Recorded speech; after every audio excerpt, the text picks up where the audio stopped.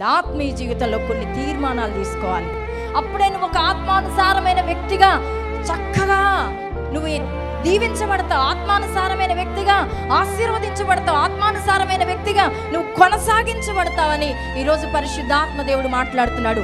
ఒకవేళ నువ్వు రక్షణ పొందిన ఆత్మ సంబంధమైన తీర్మానాలు కనుక నువ్వు తీసుకోలేకపోయినట్లయితే నీ జీవితంలో ఆత్మానుసారమైన వ్యక్తిగా నువ్వు కొనసాగలేవు.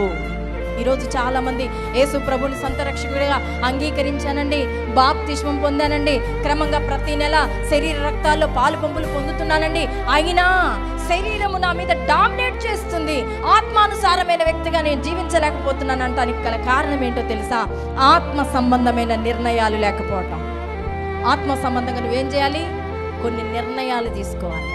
కనుక ఈరోజు ఆత్మ సంబంధి అయిన వాడు ఆత్మ సంబంధమైన సంగతులనే చూస్తాడు.